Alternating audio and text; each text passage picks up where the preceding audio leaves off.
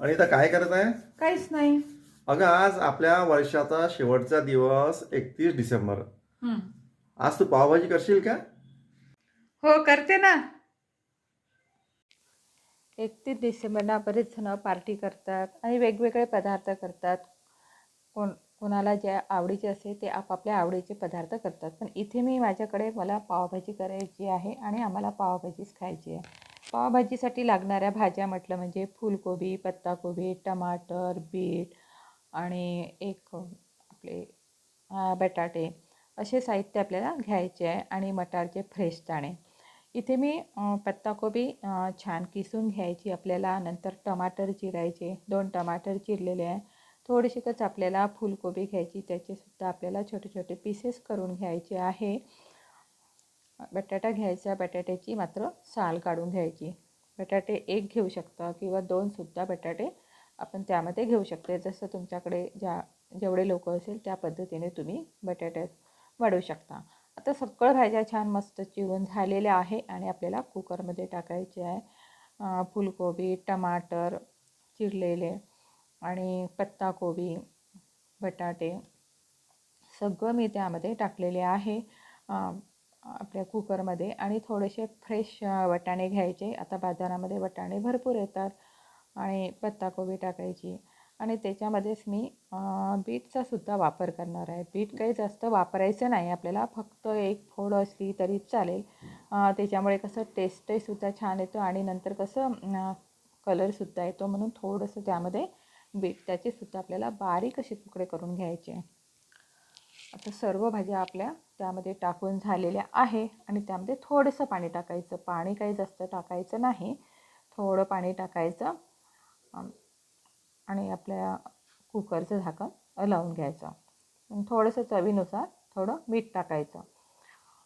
मीठ टाकून आपल्याला कुकरच्या शिट्ट्या होऊ द्यायच्या आहे. आता मी इथे कुकरच्या 3 किंवा 4 शिट्ट्या आपल्याला करून घ्यायच्या आहे.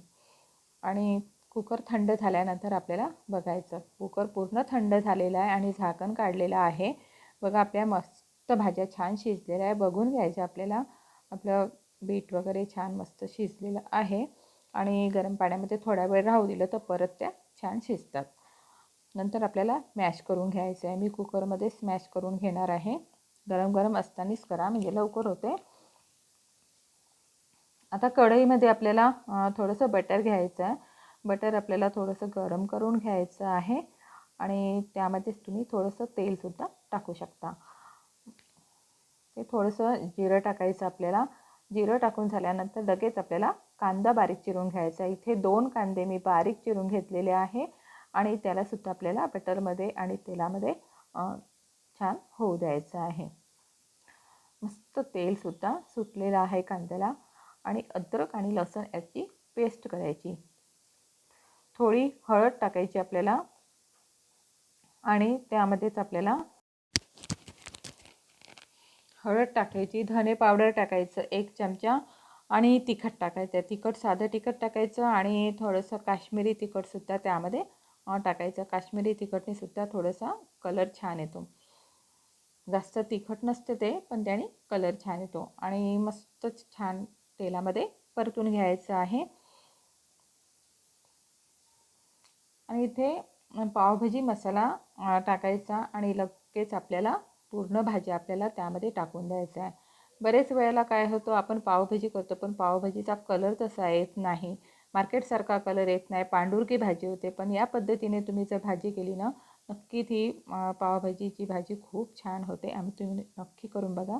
आणि शेवट मी परत थोडासा मसाला टाकलेला आहे आणि त्याच्यामध्ये अंदाजानुसारच तुम्ही मीठ टाका किंवा नाही टाकलं तरी चालेल. का आपण शिजवायच्या वेळेसच मीठ टाकलेलं आहे आणि उकळी येऊ द्यायची.